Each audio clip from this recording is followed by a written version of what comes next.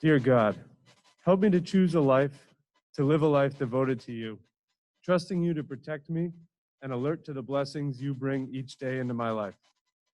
I want to be able to get up each morning to say and really believe, this is the day the Lord has made.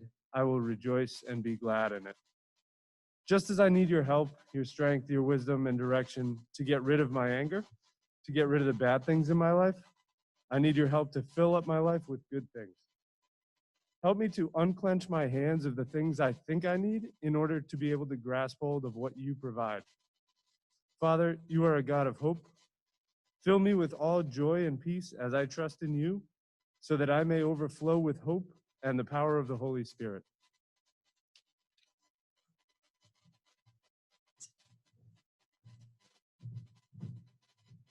Thank you, Mr. Murray. I'll now invite Junior Aiden Healy to say a word about our Christmas toy drive.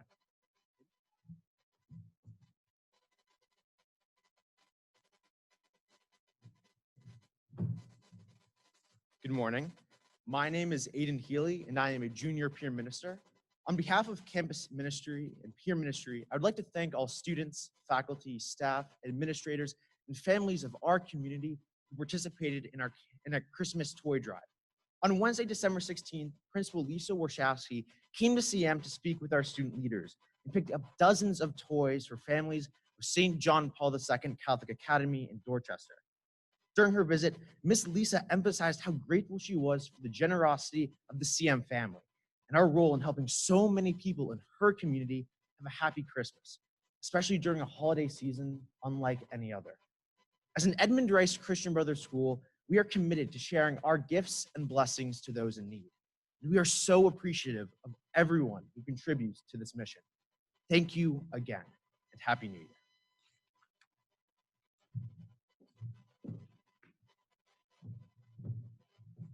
Thanks, Aiden, and I would echo that congratulations to our community for really, once again, displaying all that we are and all that we hope to be in moments like our tour drive.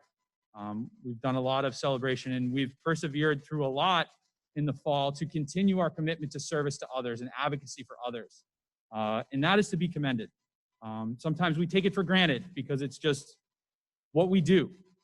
But know that we as a community, we don't take it for granted. And we appreciate the sacrifices that all of you here today and all of you at home have made this year and every year.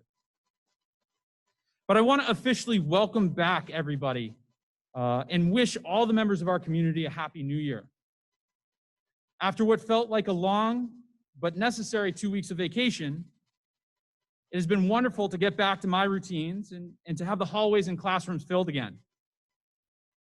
I know vacations are never long enough for students, but hopefully everyone shares at least a little bit of the same excitement to return back to Baker Street and begin what we all hope will be a memorable and exciting second half of the school year. I hope that while I am sure it was a unique holiday, everyone found time to be with the loved ones they could and celebrate their blessings. I also hope that everyone got some rest.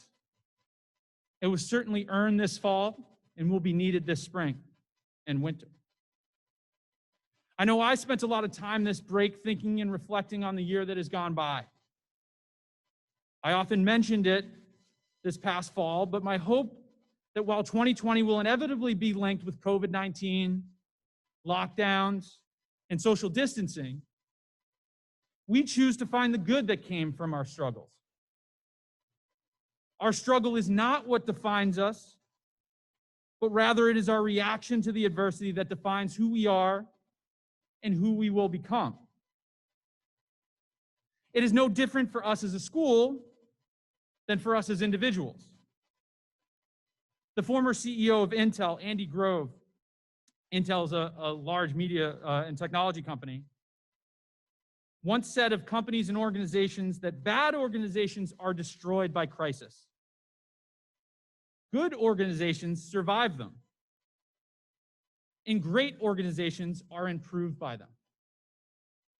I've long believed as I know all of you do, that Catholic Memorial is a great organization.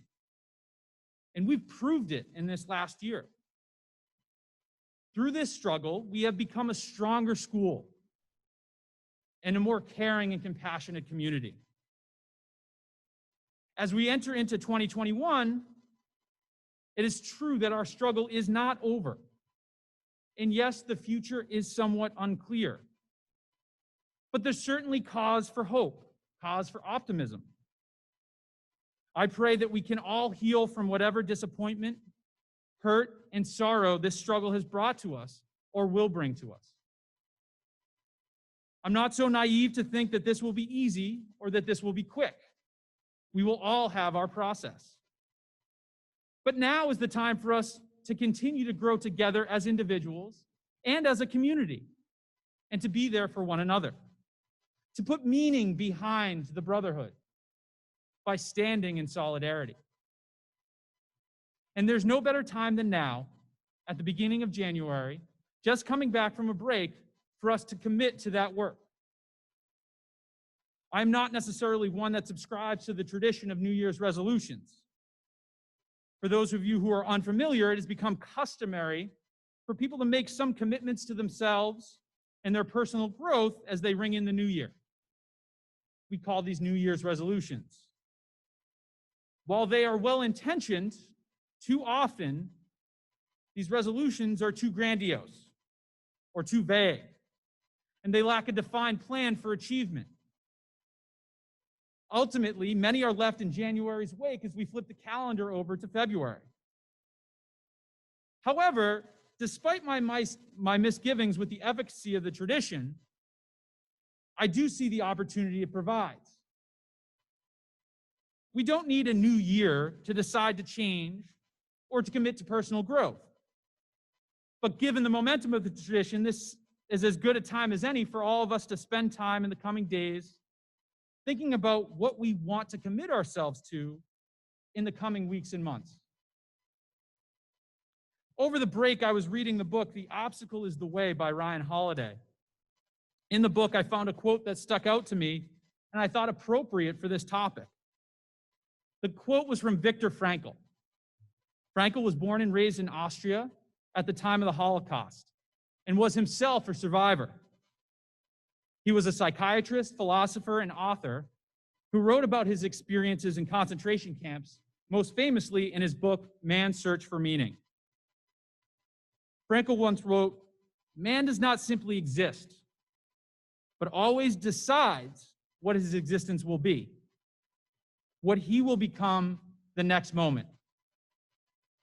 By the same token, every human being has the freedom to change at any instant." You see, while I may not subscribe to the tradition of New Year's resolutions, I firmly believe that through our own reflection, goal setting, and commitment, we have the freedom and the capability to make any change at any instant. And I believe that while our lives have been forever changed by COVID-19, we still have power and agency over those lives. We still choose who we want to be, what we want to strive for, what we want to stand for. COVID-19 does not and will not define Catholic Memorial now or ever, and nor should it for you. So right now, you're probably thinking one of two things. Number one, what is Mr. O'Brien talking about? Can we please just get back to class? Or two, what does this mean for me? There might be a third that's wondering where that red jacket is. That is gone forever. I don't blame you. As I said, New Year's resolutions have historically low success rates, and many of you may feel powerless given all the circumstances going on around you. After all, you are just kids. But I would challenge us all that given where we are and all that we've endured, there is no better time to take an inward look and commit ourselves to something. It starts with reflection. If you've not already, and as difficult as it may be for some, I encourage you to reflect back on this past year. But try not to focus on the external. Not what COVID, the lockdowns, the presidential elections, or the many national crises took away from you, but look internally. What type of young man were you? What type of friend, brother, teammate, classmate, neighbor, citizen? We all have those moments that we wish we would have acted differently or made a different choice. What were those for you last year? Once you have reflected, next, think about what you hope for in the coming weeks and months. Again, I would ask you to focus on the internal over the external. We all hope that the vaccine is effective and that the spread of COVID subsides and we can get back to normal. But much of that is outside of our control. What is it that you hope for yourself? For you seniors, I'm sure that has something to do with your final semester. That's a perfect starting point. What is the legacy you want to create? What are the memories you want to leave of the class of 2021? How do you want to be remembered as a CM student? For our underclassmen, what is it that you want to be? What do you want to accomplish? And how do you want to be defined? As a good friend, as someone who will go the extra mile, as someone who will make a difference. The road begins now, and it all starts with you making a commitment to yourself. Now that you've been reflective and identified your goal, now it's time to make a plan and to commit to that plan. Think about what you want to be and commit to an action plan that takes you there. If you want to be a better student, commit to reaching out to a teacher for extra help every day you're on campus, and then do it. If you want to be a better friend, commit to having a meaningful conversation with someone you care about once a week. Whatever it is you see for yourself, find a path to get there and go about your journey. And for those of you who will struggle identifying that path, know that you are not alone. And the reason God has placed you here at CM is because there are so many caring adults to help you identify that path.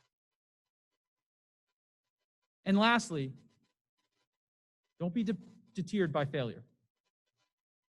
The pursuit of excellence, whatever the endeavor, will be littered with setbacks and disappointments.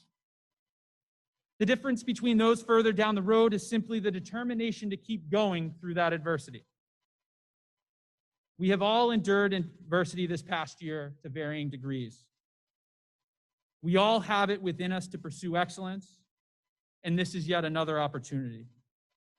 Allow 2021 to be a year defined not by the external factors, but what you have committed to yourself and what you will become. I want to thank you all for the opportunity to be a part of this community and to speak to you today. And I want to thank you all for all that you do for this school and our mission. Good luck on your journey, and find comfort in knowing that at CM, knights never walk alone. And lastly, I ask that we remember to live Jesus in our hearts forever. Thank you, gentlemen.